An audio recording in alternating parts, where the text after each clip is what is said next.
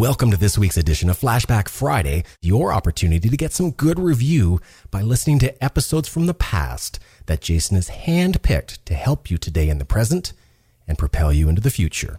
Enjoy. This show is produced by the Hartman Media Company. For more information and links to all our great podcasts, visit hartmanmedia.com. Hey, this is Jason Hartman. Welcome to everybody from 164 countries worldwide, and so many of you listeners on Stitcher Radio. Thank you so much for joining us. We've got a great episode today, so let's dive in. Speakers, publishers, consultants, coaches, and info marketers unite. The Speaking of Wealth Show is your roadmap to success and significance. Learn the latest tools, technologies, and tactics to get more bookings, sell more products, and attract more clients. If you're looking to increase your direct response sales, create a big-time personal brand, and become the go-to guru, the Speaking of Wealth Show is for you. Here's your host, Jason Hartman. Hey, it's my pleasure to welcome Patrick Hanlon to the show. He's written a fantastic book entitled Primal Branding, Create Zealots for your brand, your company, and your future. He's also founder and CEO of Thinktopia. He can explain more of exactly what that means, but they work with Fortune 100 clients and help them engineer their brands. He's also author of The Social Code, Designing Community in the Digital Age, and contributor on branding and ideation for Forbes magazine. Patrick, welcome. How are you? I'm good. How are you? Good to have you. Where are you located? Minneapolis? I am in Minneapolis. Yes. Okay, fantastic. So was Primal Branding then your first book back in 2011? Actually, Primal Branding, I came up with the concept in 2001. I was working, the book itself came out in 2006 and is in, I think, 7 languages and taught at some universities and so forth. But I was working on a client problem back in 2001, and I was started to think about why do some companies mean something to us while others don't. Why do we think happier thoughts about Apple than we do about a lot of other computer companies that are out there, or Nike or Coke, and back in 2001, those were the relevant ones, and Starbucks was just coming along, and I really got to we trust them. Certainly, something that was laddered up from trust was really that we believe in them strongly. Sometimes people talked about Nike tribes and the Apple cult, and this almost religious zeal that people felt towards some products. And I started thinking about that and really got into what is a belief system. And there actually is a system behind belief, and that led me to thinking about brands as belief systems. And the all great brands have a creation story. They have a creed. They have icons. They have rituals. They have what I call sacred words or a lexicon. Just do it. Think different. Iced grande, skinny decaf latte. They have a group of people that don't want to sit at your table. They want to sit over the other side of the room. They have a leader. And so once you wrap all these things together, you create a constellation of parts that really snaps people's heads around and gives you really an unfair advantage out there in the world. I think that's absolutely true. I mean, I love the way you put that, and it really sums it up very well, because a brand is something that we can relate to without having to explain it. It's like instant trust. It's shorthand. It's a shortcut as to what it all means. But there are important things, like you talk about the creation story. Love that. There's a lexicon that's unique to that brand, and many personal brands and leaders have used that throughout history for good and bad, I guess. And that's great. So I want to make sure we focus, though, because I don't want to talk too terribly much, if we can, about the huge companies that we all know. But if you have any stories of, small companies or small businesses or personal brands that have done any of this stuff, or advice for those people, because that's most of the listeners. And certainly, we all believe in Apple, and Simon Sinek's TED Talk about that is a great thing too. It incorporates a lot of your ideas that you're talking about, this creation story and the lexicon and the why power. So good stuff. stuff. Yeah, let's dive in. Tell us more. Well, I think he's read the book. Yeah, I think so too. and the why is really just the creed. And so that's just one of 7 pieces. There's 6 more pieces. And so, yes, of course. I mean, everyone thinks that, you talk about Nike. I'm not Nike. I'm not Apple. But, when I wrote Primal Branding, Phil Knight's college roommate called me and asked me for a copy of the book, if I'd sign a copy of the book, because Phil's birthday was coming up and he wanted to give him one. And we started talking, and he was telling me how Phil Knight used to sell Nikes out of the trunk of his car at swap meets. And we all know that Apple started in a garage, or at least there was a garage somewhere in that story. And Woz refuted that a couple of weeks ago. Anyway, these are very simple beginnings. That simple beginning concept, I think, with the Nike selling the shoes out of the trunk of your car, or the the Hewlett Packard or Apple in the garage concept, it sort of has an aspirational connotation, doesn't it? It shows that, look at what just normal people can do. Maybe I could do that. Is there something to that? Oh, of course. I mean, I think it ties right into the whole notion of Yankee ingenuity and why people came to America in the first place. I mean, even Henry Ford worked in a garage, except it wasn't a garage then, it was a shed. And so I think that ties into the roots of our society as a nation. And I think also, so for when we get to start talking about individuals, and we do work with individuals, and we work with startups and young entrepreneurs and so forth in Silicon Valley and elsewhere around the country, and we do talk to them about, I think the real advantage for this, Jason, is that these are things that some companies created through, Apple and Nike and so forth. They didn't go through, hey, what are my 7 pieces of primal code? They just did it through gut instinct, and they hired smart partners, and they had some time and some investors or money to carry them through when they were figuring it out, and sales to help them figure it out. And but if you do understand that the 7 things, once you do them, you're able to create a narrative about your company, about your brand, about yourself that people respond to, because these are emotional touch points that we do respond to as human beings. And so when you're able to tell someone, well, here's where I'm from, here's what I'm about, here's what it is, display yourself, here's how we use it, and that's different than the way other people do things or use things.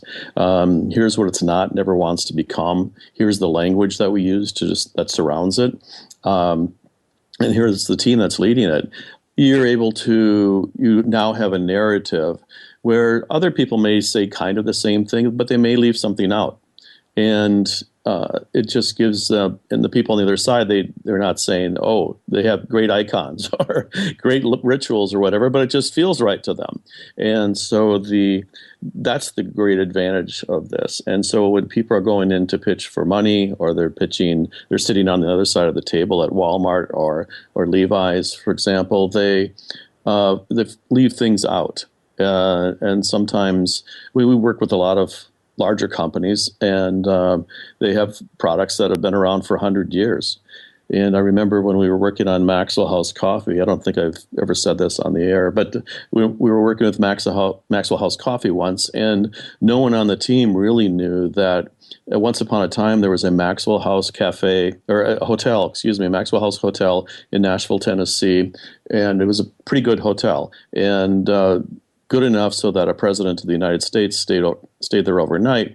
And the next morning, the president was down in the hotel restaurant, and the waiter noticed that the president's coffee cup was running low, so he went over to refill it. And the president put his hand over the cup, and he said, Teddy Roosevelt said, no, wait, this coffee is so good, it's good to the last drop. Oh my gosh, wow. And once people understood that, you went, oh my God. Well, it had the same reaction you just did. And you go, oh my gosh. And so a lot of times we think that these things go away, and we think that people know them. And so they don't repeat them, or they don't include it in part in the story. And that's how brands start to go awry. And so that's where how this gives companies and personalities and so forth, social movements and other things, an unfair advantage, because when you have all 7 of these things, these pieces of primal code, social code, you really stand out. So, Patrick, just tell us all 7 at one time again, if you would. Sure. There's the creation story. We were just talking about, the garage and so forth, and Phil Knight selling out of the trunk of his car. There's the creed, which could be just do it or think different or ultimate driving machine, freedom, peace on earth. Those are creeds as well. And then there are icons. Icons are interesting because we usually think of things like the Nike swoosh or the Coca-Cola can or the American flag. But icons involve all the senses: sight, taste, sound, smell, and so forth, touch. So is an icon, well, like when you say icon, I kind of thought, oh, there's a person, there's a Steve Jobs there. Not necessarily at all, right? Could the icon be a person or not? Absolutely. Steve Jobs, Oprah, Phil Knight, Branson, et cetera, et cetera. Those are all super iconic people, and they are certainly icons for those brands. Rituals. Sure. The easiest one is Starbucks, which changed the way that we have coffee in the morning. And now it's changing again. People are starting to have coffee at home again. But rituals are hopefully positive interactions. Rituals are the interactions that we have with a brand, and they can be either positive or negative. If you want a positive ritual, get a hug. If you want a negative one, well, call a credit card company or something. I love it. Okay, call your mortgage company and talk to the people in the Philippines and be frustrated, or the cable company. Yeah, good thing. What about pagans and non-believers? That's the next one. Yeah, pagans.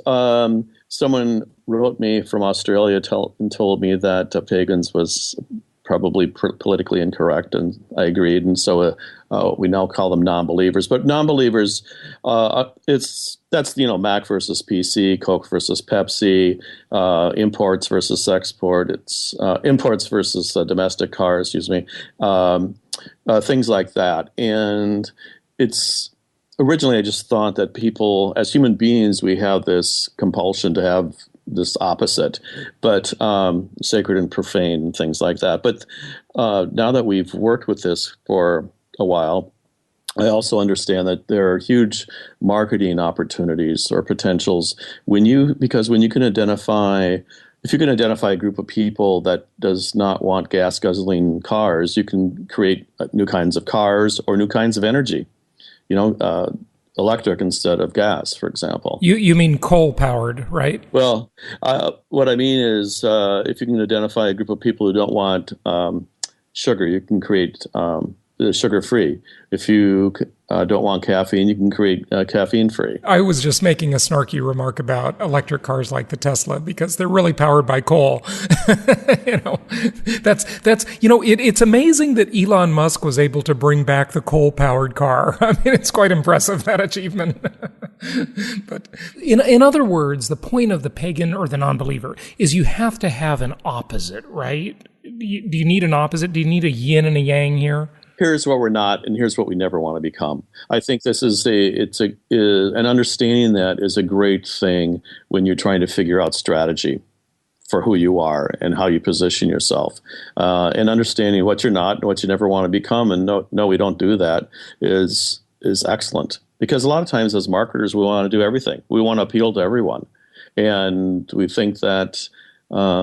One day, when people understand how wonderful we are, everyone will want us, right? Well, that's never the case, and so understanding that up front saves a lot of time. Yeah, right. It definitely does. Okay, so then we've got sacred words and the leader. Oh, we covered sacred words. Yeah, well, ice grande skinny decaf latte. I think is a vente. I just refuse to buy into that. I call it a small and a medium and a large, but they probably hate me at Starbucks for that. So, and, and the Pledge of Allegiance and Semper Fi and so forth. And these words, I mean, you can really just think of it as, remember the last time you changed jobs? You spent the first day and weeks and months learning all the words that everyone else knows because you're trying to fit in. And more than that, more than just the terms of art for the job that you're trying to do, is you also learned all the jokes and all the anecdotes everyone else learned because you're trying to fit into that community, right? And by the way, we belong as individuals. We belong to a lot of communities. I mean, we belong to the community that's listening to this show, and then when we walk away from this show, we'll be the part of the community that's on the job, or part of the community that goes to Starbucks, or part of the community that's commuters, and we all have our own words, our own lexicons, our own rituals and so forth in each of those. So try to create words around your brand that are either special words or, used in a different way, or there's something about them, right? Yes. And all of these are points of differentiation. I mean, obviously your creation story is going to be different. I mean, the way you started is going to be different.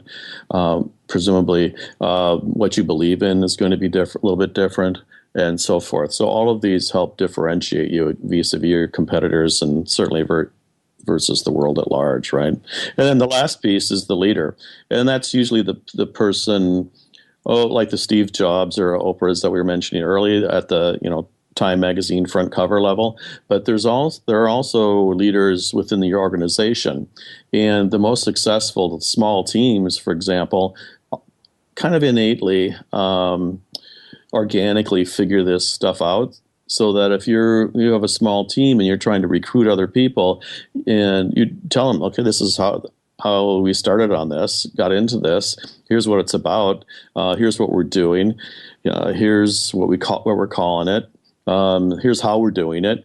Here's what it's not, and we're not doing that. And here's the team. I just went through all the 7 pieces, and it was pretty easy, right? Right, it was. You've really defined this very well. I love it. It's awesome.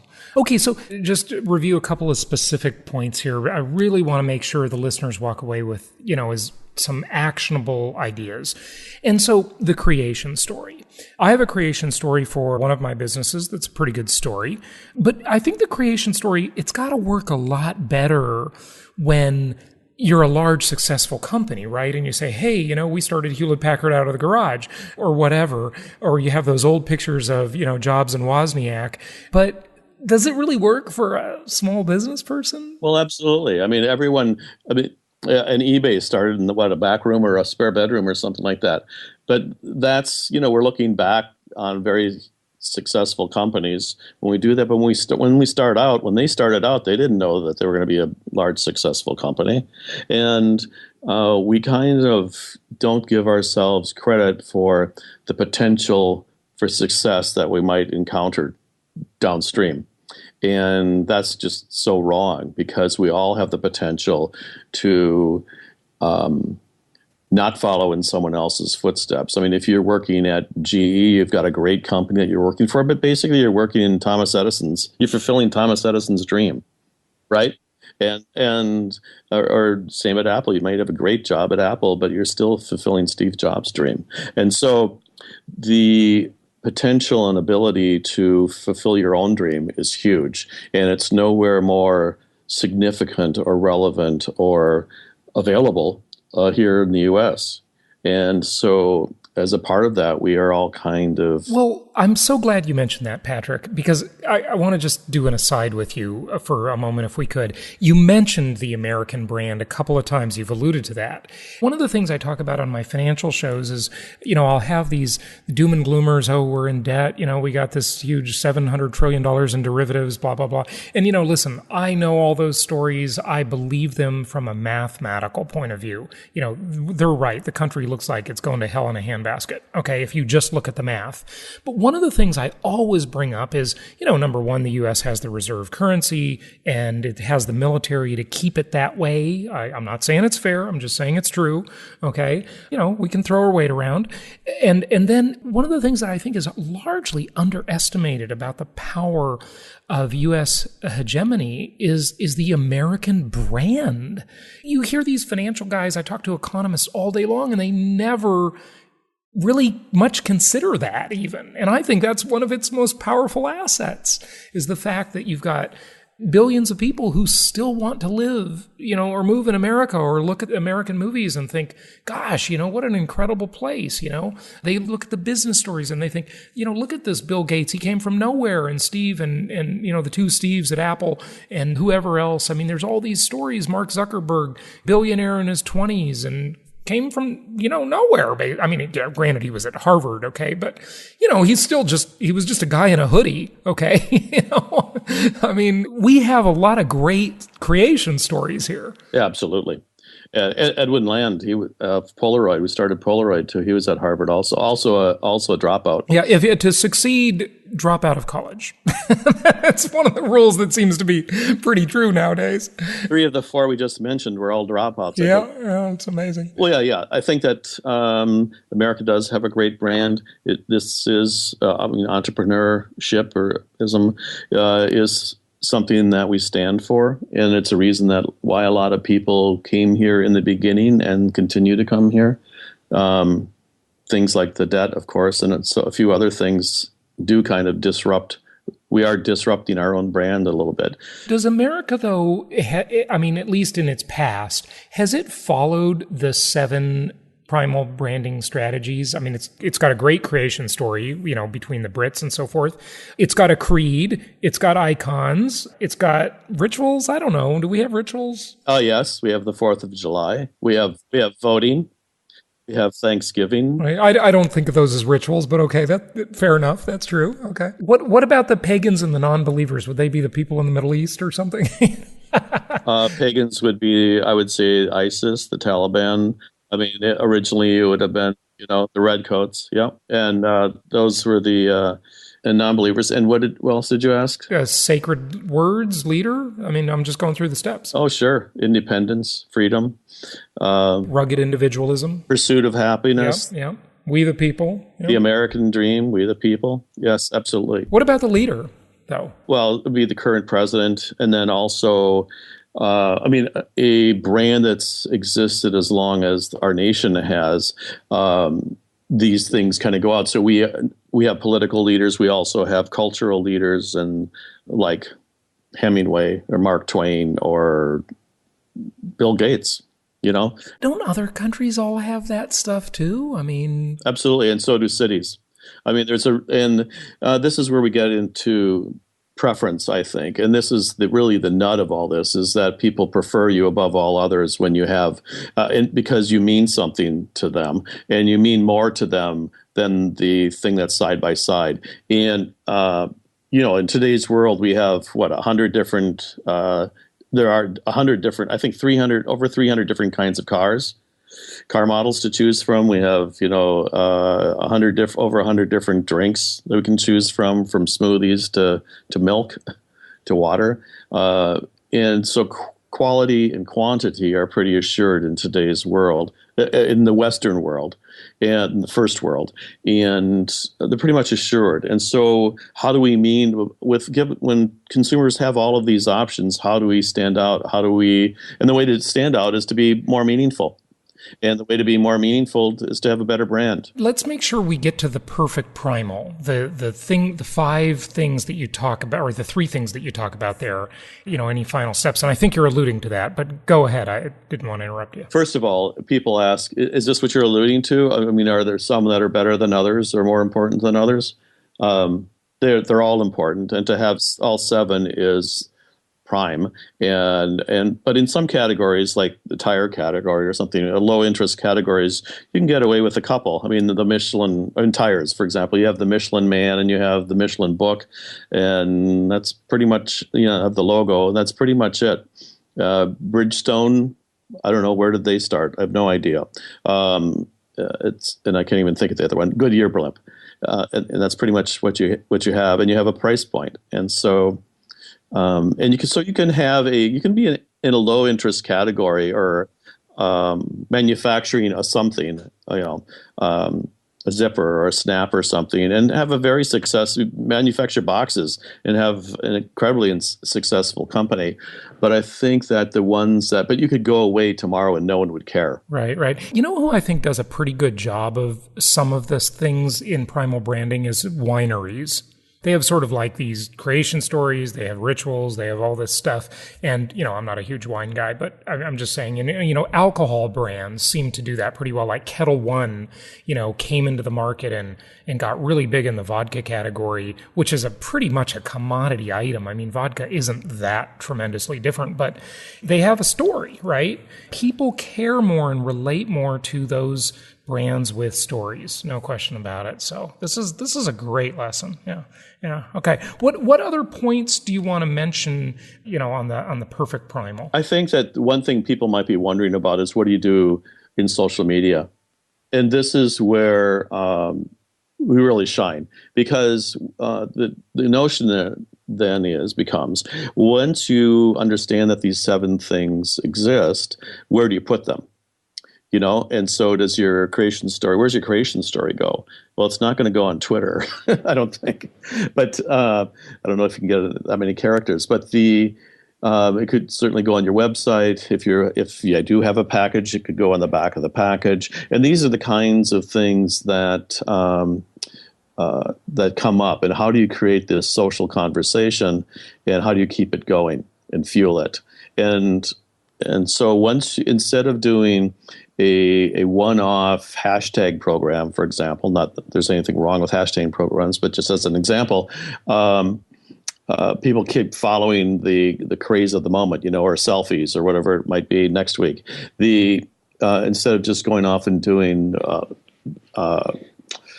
those kinds of things, spur of the moment things, or what seems to be popular at the moment, you can think about investing that hashtag program or that selfie with your icons, or your in terms of a selfie, and hashtag program. It could be sacred words or something like that. But take the time to think about it and develop those things in advance, so that your people within your community are surrounded continually with your 7 pieces of primal code, because that will keep you very buzzy and relevant with them. Good stuff. Patrick, give out your website and tell people where they can learn more about primal branding. You can Google primal branding and find any number of things about it.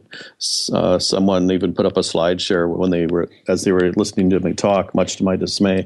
But you can Google primal branding, and of course thinktopia.com is our website. Yeah, great name, Thinktopia. That's good. And then, of course, the book's on Amazon with great reviews, and it's really an excellent philosophy. So I appreciate you sharing it with us today. And that's Patrick Hanlon. Primal Branding is the name of the book. Create Zealots for your brand, your company, and your future. Thanks for joining us. Jason, I just quickly point out Social Code is the name of the new book. Oh, yeah, that's right. Which is the updated version.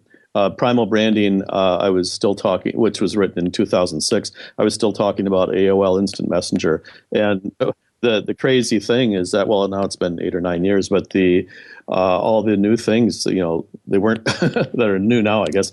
Twitter, LinkedIn, and so forth have all come about in the last 5, 6, 7 years. So yeah, absolutely, good stuff. But the principles of branding, they don't change too fast, do they? I mean, this is stuff that worked 1,000 years ago, and it works today, right? Someone told me I have not created anything St. Paul did not already know about. Right, yeah. Well, that's but you say it in a way that's really understandable, so people can really make sense of it. So good stuff. Patrick, thanks so much for joining us. Oh, thanks, Jason. It was great. It was fun.